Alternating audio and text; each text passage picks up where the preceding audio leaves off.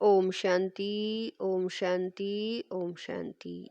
30/11/23 प्रातः मुरली। ओम शांति। बाप दादा मधुबन। मीठे बच्चे, तुम्हें रूहानी पंडा बन यात्रा करनी और करानी है। याद ही तुम्हारी यात्रा है। याद करते रहो तो खुशी का पारा चढ़े। प्रश्न है, निराकारी दुनिया में जाते ही कौन से संस्कार समाप्त हो जाते और कौन से संस्कार रह जाते हैं? उत्तर है, वहाँ नॉलेज में संस्कार समाप्त हो जाते, प्रारब्ध के संस्कार रह जाते हैं। जिन संस्कारों के आधार पर तुम बच्चे सतयुग में प्रारब्ध भोगते हो, वहाँ फिर पढ़ाई का व पुरुषार्थ का संस्कार नहीं रहता है। प्रारब्ध मिल गई फिर ज्ञान खत्म हो जाता है। गीत है, रात के राही थक मत जाना, सुबह की मंजिल दूर नहीं।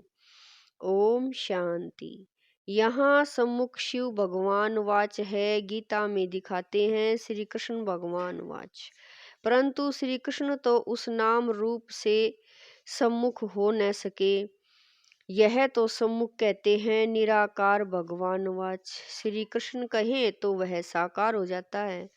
जो भी वेद शास्त्र आदि सुनाते हैं वह ऐसे नहीं कहेंगे कि भगवान वाच, क्योंकि वह साधु संत महात्मा आदि सब साकार में बैठे हैं। और फिर बाप कहते हैं, हे रूहानी राही। रूहानी बात बाबा करे हैं कि हे रूहानी राही, रूहानी बाप जरूर रूहों को ही कहेंगे कि बच्चे थक मत जाना। यात्रा पर कई थक जाते हैं तो फिर वापिस आ जाते हैं। वह है जिस्मानी यात्रा। भिन्न भिन्न मंदिरों में जिस्मानी तीर्थ यात्रा करने जाते हैं। कोई शिव के मंदिर में जाते हैं, वहाँ सब जिस्मानी चित्र रखे हैं भक्ति मार्ग के। यह तो सुप्रीम रूह परम पिता परमात्मा आत्माओं को कहते हैं कि हे बच्चे, अब मुझ एक के साथ बुद्धि का योग लगाओ और ज्ञान भी देते हैं। तीर्थों पर जाते हैं तो वहाँ भी ब्राह्मण लोग बैठे हैं, कथा कीर्तन करते हैं। तुम्हारी तो एक ही सत्यनारायण की कथा है, नर से नारायण बनने की। तुम जानते हो, पहले स्वीट होम में जाएंगे फिर विष्णुपुरी में आएंगे। इस पर तुम हो ब्रह्मापुरी में। भाव करें, इस समय तुम हो ब्रह्मापुरी में। इसको पियर घर कहा जाता है। तुमको जेवर आदि कुछ नहीं है, क्योंकि तुम पियर घर में हो। तुम जानते हो ससुर घर में हमको अपार सुख मिलने हैं। यहाँ कलयुगी ससुर घर में तो अपार दुख हैं। तुमको तो जाना है उस पार सुख धाम में। यहाँ से ट्रांसफर होना है। बाप सभी को नैनों पर बिठा कर ले जाते हैं। दिखाते हैं ना, श्री कृष्ण का बाप उनको टोकरी में बिठाकर उस पार ले गया, तो यह बेहद का बाप तुम बच्चों को उस पार ससुर घर ले जाते हैं। पहले अपने निराकारी घर में ले जाएंगे, फिर ससुर घर भेज देंगे। तो वहाँ यह सब पियर घर ससुर घर की बातें भूल जाएंगे। वह है निराकारी पियर घर, वहाँ यह नॉलेज भूल जाती है। नॉलेज के संस्कार निकल जाते हैं, बाकी प्रारब्ध के संस्कार रह जाते हैं। फिर तुम बच्चों को प्रारब्ध ही ध्यान में रहती है। प्रारब्ध अनुसार जाकर सुख के जन्म लेंगे, सुख धाम जाना है। प्रारब्ध मिल गई फिर ज्ञान खत्म। तुम जानते हो प्रारब्ध में हमारी फिर वही एक्ट चलेगी। तुम्हारे संस्कार ही प्रारब्ध के हो जाएंगे। अभी है पुरुषार्थ के संस्कार, ऐसे नहीं कि पुरुषार्थ और प्रारब्ध दोनों संस्कार वहाँ रहेंगे, नहीं। वहाँ यह ज्ञान नहीं रहता, तो यह तुम्हारी रूहानी यात्रा है। तुम्हारा चीफ पंडा है बाप। यूं तो तुम भी रूहानी पंडे बन जाते हो, सबको साथ में ले जाते हो। वह है जिस्मानी पंडे, तुम हो रूहानी पंडे। वह लोग अमर नाथ पर बड़े धूमधाम से जाते हैं, झुंड के झुंड खास अमरनाथ पर बहुत धूमधाम से जाते हैं। बाबा ने देखा है कितने साधु संत बाजे गाजे ले जाते हैं, साथ में डॉक्टर आदि भी ले जाते हैं, क्योंकि ठंडी का समय होता है, कई बीमार पड़ जाते हैं। तुम्हारी यात्रा तो बहुत सहज है। बाप कहते हैं याद में रहना ही तुम्हारी यात्रा है, याद मुख्य है। बच्चे याद करते रहे तो खुशी का पारा चढ़ा रहे, साथ में औरों को भी यात्रा पर ले जाना है। यह यात्रा एक ही बार होती है। वह जिस्मानी यात्राएं तो भक्ति मार्ग से शुरू होती हैं, वह भी कोई शुरुआत में नहीं होती। ऐसे नहीं कि फट से मंदिर चित्र आदि बन जाते हैं, वह तो आहिस्ते आहिस्ते बाद में बनते जाते हैं। पहले पहले शिव का मंदिर बनेगा, वह भी पहले घर में सोमनाथ का मंदिर बनाते हैं, तो फिर कहाँ जाने की दरकरार नहीं रहती। यह मंदिर आदि बाद में बनते हैं, समय लगता है। आहिस्ते आहिस्ते नए शास्त्र, नए चित्र, नए मंदिर आदि बनते रहते हैं, टाइम लगता है, क्योंकि पढ़ने वाले भी चाहिए ना। मठ आदि जब वृद्धि को पाएंगे, फिर विचार होगा शास्त्र बनाए तो इतने तीर्थ स्थान बने, मंदिर बने, चित्र बने, टाइम लगता है ना। भले कहा जाता है कि भक्ति मार्ग द्वापर से शुरू होता है, परंतु टाइम तो लगता है ना। फिर कलाएं कमती होती जाएंगी, पहले अव्यभिचारी भक्ति फिर व्यभिचारी भक्ति हो जाती है। यह सब बातें अच्छी रीति चित्रों पर सिद्ध कर बताई जाती है। समझाने वालों की बुद्धि में यही चलता रहेगा कि ऐसे ऐसे चित्र बनाएं, यह समझाएं, सबकी बुद्धि में नहीं चलेगा, नंबरवार है ना। कोई की बुद्धि बिल्कुल चलती नहीं, वह फिर पद भी ऐसे पाएंगे, मालूम पड़ जाता है यह क्या बनेंगे। जितना आगे चलेंगे तुम समझते जाएंगे। जब लड़ाई आदि लगेगी फिर प्रैक्टिकल देख लेंगे, फिर बहुत पछताएंगे। उस समय पढ़ाई तो हो न सके, लड़ाई के समय त्राही त्राही होती रहेगी, सुन नहीं सकेंगे, पता नहीं क्या हो जाएगा। पार्टीशन हुआ तो क्या हो गया, देखना देखा है ना। बाबा कहले पार्टीशन हुआ तो क्या हो गया, देखा है ना। यह विनाश का समय बहुत कड़ा है। हाँ, बाकी साक्षात्कार आदि बहुत होंगे, जिससे ज्ञान, बाबा कह रहे हैं, जिससे जान जाएंगे कि यह कितना पढ़ा है। बहुत पछताएंगे भी और साक्षात्कार होंगे। देखो तुमने पढ़ाई छोड़ दी तब यह हाल हुआ है। धर्मराज साक्षात्कार कराने सिवाय सजाएं कैसे देंगे, वह साक्षात्कार कराएंगे, फिर उस समय कर कुछ नहीं सकेंगे, कहेंगे हाय तकदीर, तदबीर का समय तो गया। तो बाप कहते हैं क्यों नहीं अभी पुरुषार्थ करते हो, सर्विस से ही दिल पर चढ़ेंगे। बाप कहेंगे यह बच्चे अच्छी रीति सर्विस करते हैं, मिलिट्री का कोई मरता है तो उनके मित्र संबंधी आदि को भी इनाम देते हैं। यहाँ तुम इनाम देने वाला, बाप करें यहाँ तुमको इनाम देने वाला है बेहद का बाप। बाप से भविष्य 21 जन्मों के लिए इनाम मिलता है। यह तो हरेक को अपने दिल पर हाथ रख पूछना है कि मैं कितना पढ़ता हूँ। धारणा नहीं होती तो गोया तकदीर में नहीं है, कहेंगे कर्म ही ऐसे फूटे हुए हैं। बहुत खराब कर्म करने वाले कुछ उठा नहीं सकते हैं। बाप समझाते हैं मीठे बच्चे, तुम्हें इस रूहानी यात्रा पर अपने साथियों को भी ले जाना है, फर्ज है। बाबा कह रहे हैं मीठे बच्चे, तुम्हें इस रूहानी यात्रा पर अपने साथियों को भी ले जाना है, फर्ज है। हरेक को यह यात्रा की बात बताना। बोलो हमारी यह रूहानी यात्रा है, वह जिस्मानी यात्रा। दिखाते हैं रंगून की तरफ एक छम छम तालाब है, जहाँ स्नान करने से परी बन जाते हैं। लेकिन वह परी आदि तो बनते नहीं। यह है ज्ञान स्नान करने की बात, जिससे फिर तुम बहिष्ठ की बीवी बन जाते हो, और ज्ञान योग बल से वैकुंठ में आना जाना तो तुम्हारे लिए कॉमन बात है, और ही तुमको रोका जाता है। घड़ी घड़ी ध्यान में नहीं जाओ, आदत पड़ जाएगी। तो यह ज्ञान मानसरोवर है। परम पिता परमात्मा आकर इस मनुष्य तन द्वारा ज्ञान सुनाते हैं, इसीलिए इनको मान सरोवर कहा जाता है। मान सरोवर अक्षर सागर से निकला है। ज्ञान सागर में ज्ञान स्नान करना तो बहुत अच्छा है।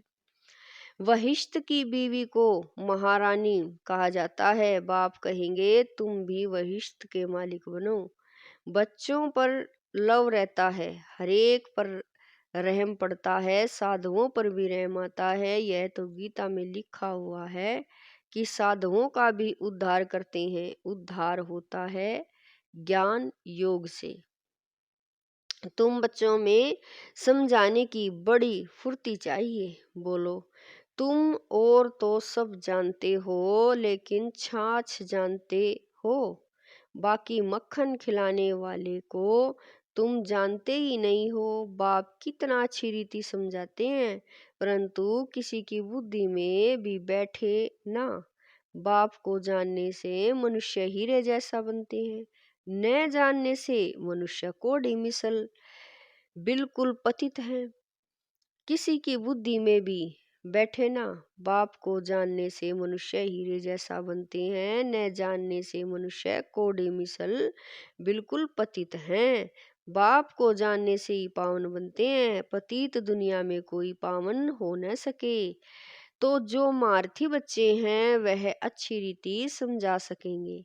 कितने ढेर ब्रह्मा कुमार कुमारियां हैं। प्रजापिता ब्रह्मा नाम भी मशहूर है। प्रजापिता ब्रह्मा के यह है मुख वंशावली। ब्रह्मा को ही 100 भुजा 1000 भुजा दिखाते हैं। यह भी समझाया जाता है इतनी भुजाएं तो हो नहीं सकती। बाकी ब्रह्मा तो बहुत बचड़े वाला है। ब्रह्मा फिर किसका बच्चा? इनका तो बाप है ना। ब्रह्मा है शिव बाबा का बच्चा। इनका और कौन बाप हो सकता? मनुष्य तो कोई हो नहीं सकता। ब्रह्मा विष्णु शंकर गाए जाते हैं सूक्ष्म वतन के, वह तो यहाँ आ न सके।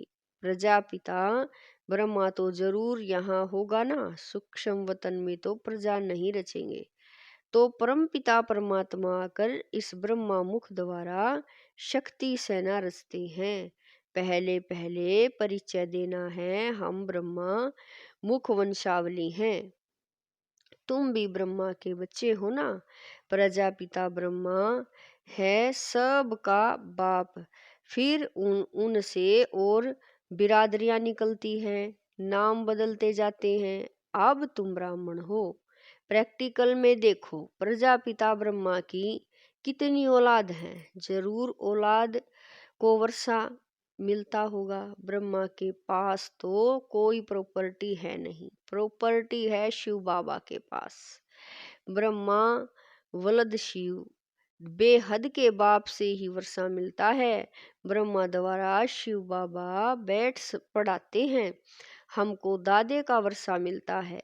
बाबा समझाते तो बहुत हैं, परंतु योग नहीं, कायदे पर नहीं चलते। तो बाप भी क्या करे। बाप कहते हैं इनकी तकदीर। अगर बाबा से पूछे तो बाबा बता सकते हैं इस हालत में तुम्हारे, तो बाप करें इस हालत में तुम्हारा क्या पद होगा। दिल भी गवाही देता है, मैं कितनी सर्विस करता हूँ, श्रीमत पर कहाँ तक चलता हूँ। श्रीमत कहती है मन मना भव। सबको बाप और वर्षे का परिचय देते रहते हैं। ढिंडोरा भी पीटते रहते हैं, बाबा इशारा देते रहते हैं। तुम्हें गवर्नमेंट को भी समझाना है, जो वह भी समझे। बरोबर भारत की ताकत ही चली गई है। परमपिता परमात्मा सर्वशक्तिमान से योगी नहीं है। इनसे तुम योग लगाते हो तो एकदम विश्व के मालिक बनते हो। माया पर भी तुम जीत पहनते हो, ग्रस्त व्यवहार में रहते माया पर जीत पानी है, हमारा मददगार बाप है। कितना समझाया जाता है, धारणा करनी चाहिए। बाबा ने समझाया है, धन दिए धन ना खुटे, सर्विस करेंगे तब बाबा के दिल पर चढ़ सकेंगे, नहीं तो सर्विसेबल भाव करे हैं, नहीं तो इम्पॉसिबल है। इसका मतलब यह नहीं कि बाबा प्यार नहीं करते, बाबा प्यार सर्विसेबल को करेंगे। मेहनत करनी चाहिए, सबको यात्रा लायक बनाते हैं मन मना भव, यह है रूहानी यात्रा। मुझे याद करो तो तुम मेरे पास पहुंच जाएंगे, शिवपुरी में आकर फिर विष्णुपुरी में चले जाएंगे। यह बातें सिर्फ तुम बच्चे जानते हो, कोई और मन मना भव का अर्थ समझते नहीं। पढ़ते तो बहुत हैं, बाप महामंत्र देते हैं, मुझे याद करो तो तुम विक्रमाजीत बन जाएंगे। अच्छा, मीठे मीठे स्किल दे बच्चों प्रति माता पिता बाप दादा का याद प्यार और गुड मॉर्निंग। रूहानी बाप की रूहानी बच्चों को नमस्ते। हम रूहानी बच्चों की रूहानी माता पिता बाप दादा को दिलवा जान शिकवा प्रेम से याद प्यार गुड मॉर्निंग नमस्ते ओम शांति। मेरे बाबा लाख लाख शुक्रिया मेरे बाबा। धारणा के लिए मुख्य सार है, नंबर 1 ज्ञान स्नान करना है, प्यार से सर्विस कर बाप के दिल तख्त पर बैठना है, पुरुषार्थ के समय में अलवेला नहीं बनना है। नंबर 2 बाप की पलकों पर बैठ कलयुगी दुख धाम से सुख धाम चलना है, इसीलिए अपना सब कुछ ट्रांसफर कर देना है। वरदान है, जीवन में दिव्य गुणों के फूलों की फुलवाड़ी द्वारा खुशहाली का अनुभव करने वाले एवर हैप्पी भव। वरदान है, जीवन में दिव्य गुणों के फूलों की फुलवाड़ी द्वारा खुशहाली का अनुभव करने वाले एवर हैप्पी भव। सदा खुशहाल अर्थात भरपूर प्रसन्न भाव करें, सदा खुशहाल अर्थात भरपूर संपन्न। पहले कांटों के जंगल में भी जीवन थी, अभी फूलों की खुशहाली में आ गए। सदा जीवन में दिव्य गुणों के फूलों की फुलवाड़ी लगी हुई है, इसीलिए जो भी आपके संपर्क में आएगा उसे दिव्य गुणों के फूलों की खुशबू आती रहेगी और खुशहाली देख करके खुश होंगे, शक्ति का अनुभव करेंगे। खुशहाली औरों को भी शक्तिशाली बनाती और खुशी में लाती है, इसीलिए आप कहते हो कि हम एवर हैप्पी हैं। स्लोगन है, मास्टर सर्वशक्तिमान वह है जो माया के बुदबुदों से डरने के बजाय उनसे खेलने वाले हैं। स्लोगन है, मास्टर सर्वशक्तिमान वह है जो माया के बुदबुदों से डरने के बजाय उनसे खेलने वाले हैं। ओम शांति।